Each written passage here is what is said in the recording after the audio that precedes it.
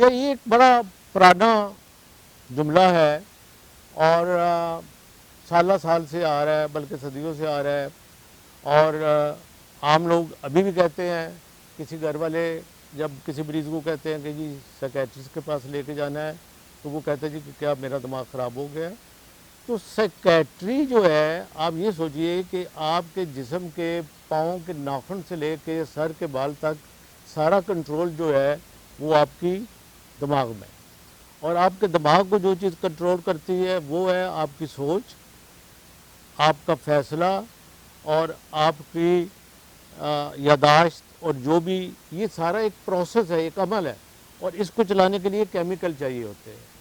تو اگر آپ کے ذہن میں دباؤ ہے، انگزائٹی ہے، تو اس کی وجہ سے آپ کو معدے کی تکلیف بھی ہو سکتی ہے، سانس کی بھی ہو سکتی ہے، پٹھوں کی بھی ہو سکتی ہے.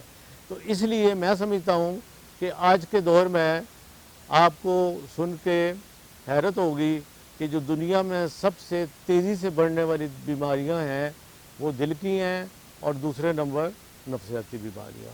تو نفسیاتی بیماری ہونے کا قطعاً مطلب نہیں ہے کہ اللہ نہ کرے کہ آپ کو پاگل پن ہو گیا.